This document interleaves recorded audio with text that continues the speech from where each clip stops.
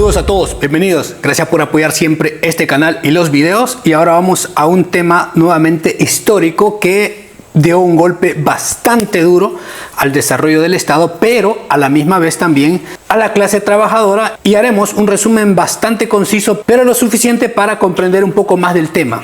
Abordamos la privatización de las pensiones.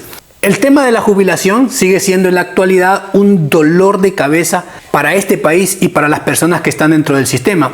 Aunque el punto de inflexión para posteriores desgracias ha sido el año de esa privatización, 1998, cuando pasaron a ser administradas por empresas privadas conocidas simplemente como las AFP.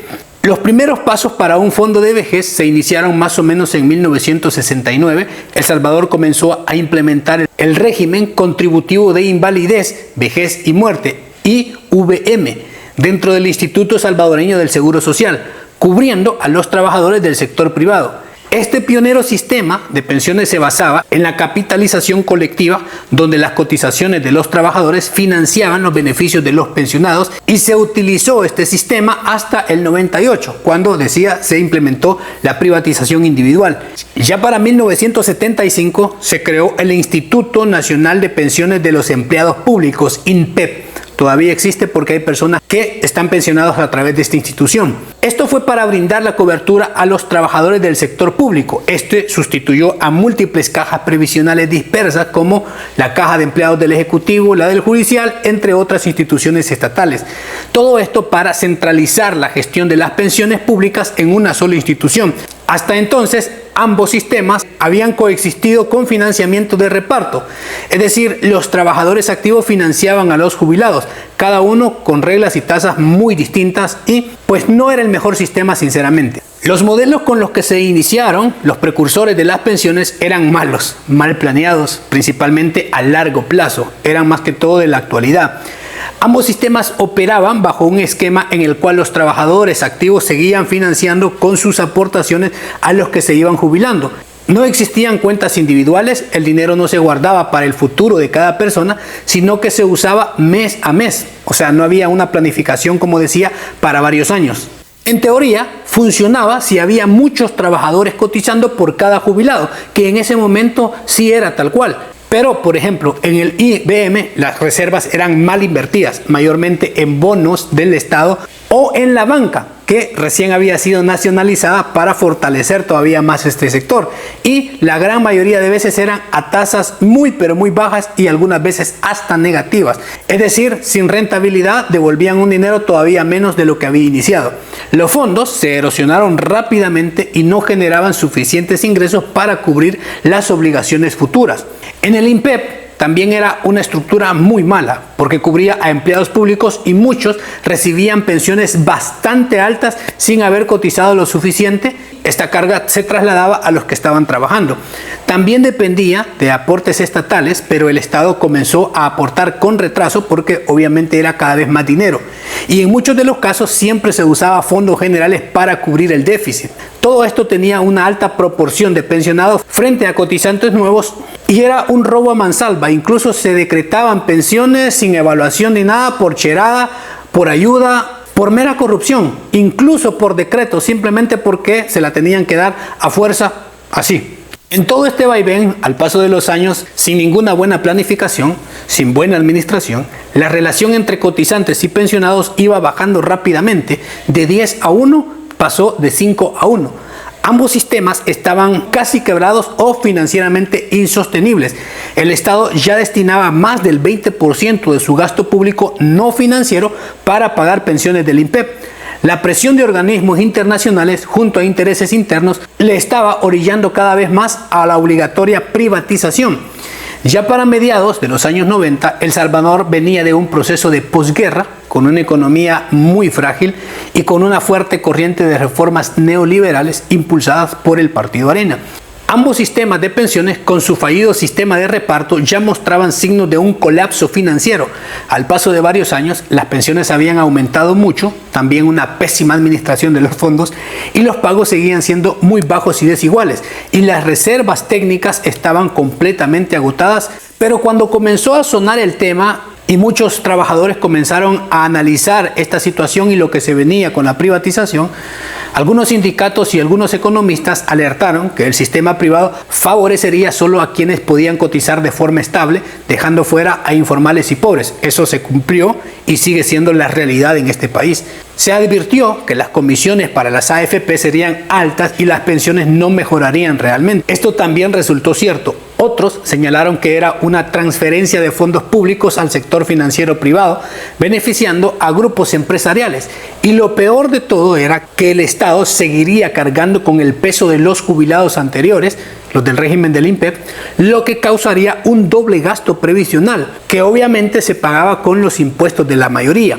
Entonces, el gobierno de Armando Calderón Sol impulsó la privatización como parte del modelo neoliberal promovido después de la firma de los acuerdos de paz, en una asamblea legislativa dominada por el Partido Arena con mayoría simple, lo que facilitó la aprobación con el decreto 927 que decía textualmente: es necesario crear un nuevo sistema de pensiones que permita a las futuras generaciones el acceso de pensiones dignas y seguras, y en uso de sus facultades constitucionales y a iniciativa del presidente de la República por medio del ministro de Trabajo y respaldado por los altos dirigentes del Partido Arena, Carmen Elena Calderón de Escalón, Francisco Flores, este pasó a ser presidente después, Walter René Araujo Morales, que eran los secuaces de este partido para todas estas decisiones. Con la privatización se creaba el sistema de ahorro para pensiones, SAP, basado en cuentas individuales de ahorro, donde cada trabajador acumulaba su propio fondo para su futura pensión. Y lo más cuestionable, por supuesto, por eso lo jugoso de esta medida, las administradoras de fondos de pensiones, AFP, pasaban a ser empresas autorizadas para administrar fondos de pensiones, basando sus ganancias en el cobro de comisiones por la administración y el manejo de estas inversiones. Y aunque hubo un par de propuestas más, se quedaron con el oligopolio, la AFP Confía, relacionada inicialmente con el grupo financiero Cuscatlán, la banca. Esta se convirtió en una de las principales administradoras, manejando millones de dólares en fondos de pensiones. Luego, la AFP Crecer, esta se asoció inicialmente al grupo Agrisal y posteriormente con vínculos al Banco Agrícola de ese momento.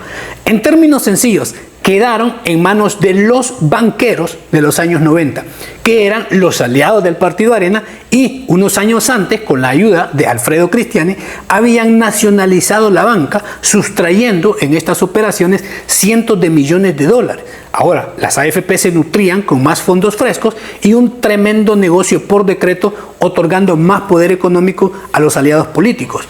Los bancos, como todo mundo sabe, Cristiani, incluso él, por mecanismos de corrupción con sus aliados, al nacionalizar la banca se volvieron accionistas de estas tremendas empresas después que los habían saneado y les habían inyectado dinero público. Posteriormente, con la privatización, los bancos como personas jurídicas también pasaban a ser partícipes de las AFP, es decir, un tremendo negocio. La decisión fue tomada el 20 de diciembre de 1996 contra los intereses y beneficios de la clase trabajadora, publicado en el Diario Oficial en enero del 97 para que se iniciara la ejecución con las nuevas AFP el del 98. Los antiguos sistemas públicos de pensiones estaban marcados por la ineficiencia, nadie va a negar eso.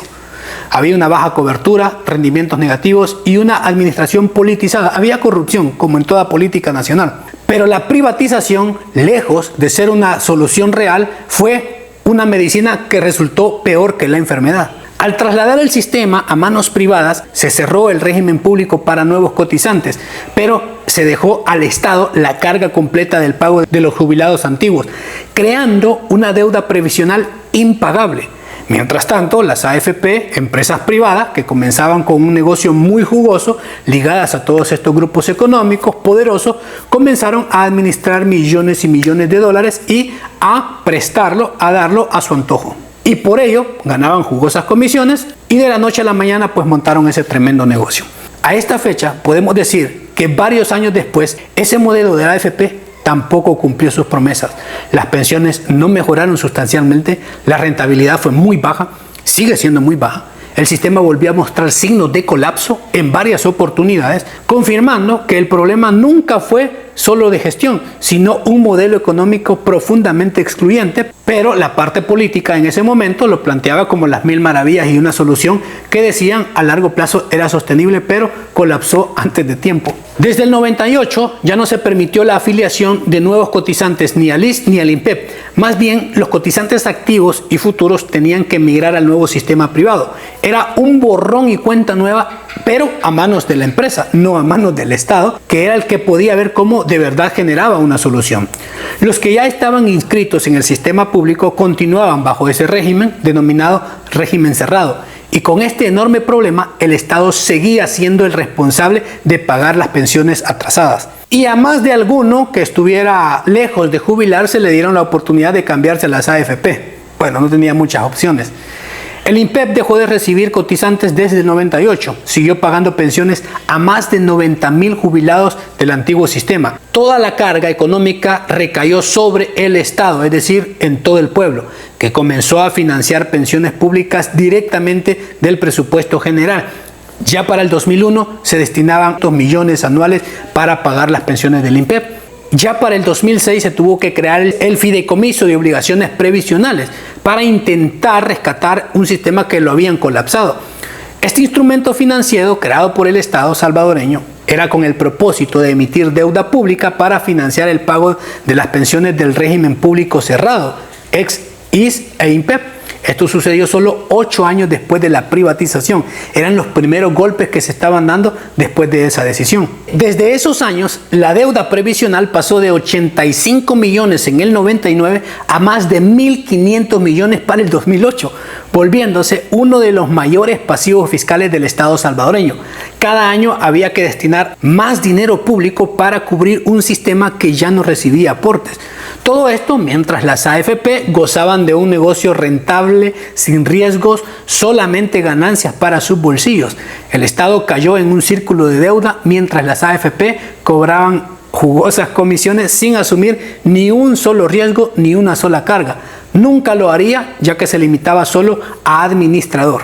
Aunque el sistema público de pensiones tenía fallas evidentes, muy graves antes del 98, era totalmente viable reformarlo desde dentro, fusionarlo con el ISSSTE previsional, hacer un intento de rescate, profesionalizar su gestión, realizar mejores auditorías, mejores regulaciones y ampliar la base de cotizantes que sí se le hizo a las AFP. Entonces ellos recibieron nuevos, mayor cobertura, pero dejaron al Estado quebrado. Esto habría sido medidas mucho más responsables y sostenibles, ya que se tenía todos los medios y el Estado al final siempre tuvo que pagar millones y millones de dólares de los impuestos de los salvadoreños, con lo que no cargaron las AFP. A su vez, que ya no contaban con aportes frescos y no había ninguna manera de rescatar este sistema. Esto obligó a financiar las pensiones con impuestos y con más deuda. Arrancar la administración de las pensiones al Estado generó un agujero de deuda que hasta la actualidad no se ha sanado y parece que está lejos de sanar. La creación del fideicomiso de obligaciones previsionales fue una señal clara de ese error, mientras el resto de capital de los trabajadores pasaba a manos privadas sin hacerse rentable en lo absoluto. Y por la historia y por los hechos más que comprobado, la privatización de las pensiones no cumplió ninguna de sus promesas centrales, ni garantizó pensiones altas ni mejoró la cobertura, no fortaleció el ahorro nacional. Años después, cuando los primeros trabajadores comenzaron a jubilarse bajo el régimen de AFP, se reveló el engaño. Muchos no alcanzaron el capital suficiente ni siquiera para una pensión mínima y la pensión mínima era prácticamente de hambre. Mientras tanto, las AFP a lo largo de todos esos años acumularon millones en comisiones y sin asumir responsabilidades ni riesgos. Incluso para pagarle una pensión a una persona de invalidez o de retiro siempre ha sido más burocrático que el Estado, a pesar de ser empresas privadas. Es decir, las AFP nunca han querido pagarle al trabajador lo que de verdad ha devengado durante todos sus años de servicio.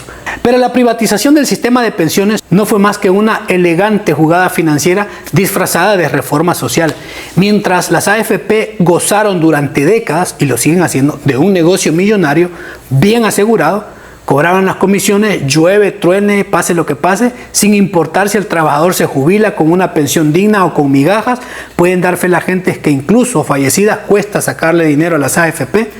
Los verdaderos protagonistas del sistema, los jubilados, siguen esperando una solución que nunca llegó. porque al final no se trataba de arreglar un sistema en crisis, sino de trasladar el problema al Estado y el lucro a los bancos, al sector político, empresarial y a los del poder del momento. Eso fue lo que sucedió. Y tal parece que este problema no tendrá una solución porque, de nuevo, ha colapsado. Así como pasó en los 90, las AFP en la actualidad también están colapsadas. Por diversos motivos, pero principalmente porque nunca se planeó, en definitiva, para hacer una verdadera solución para los trabajadores. Pensiones que no alcanzan ni para la canasta básica y un modelo que se está cayendo a pedazos. Solución, parece que no hay. Pero el negocio, es decir, sigue vivito y cobrando. Pero, pues bueno, deje sus comentarios, los que pueden haber pasado por este sistema, que puede recordar, e incluso también la gente de la actualidad con las AFP. Ese es un resumen, se le agradece mucho siempre apoyar el canal, los videos. Cuídense mucho y nos vemos hasta la próxima. Chao.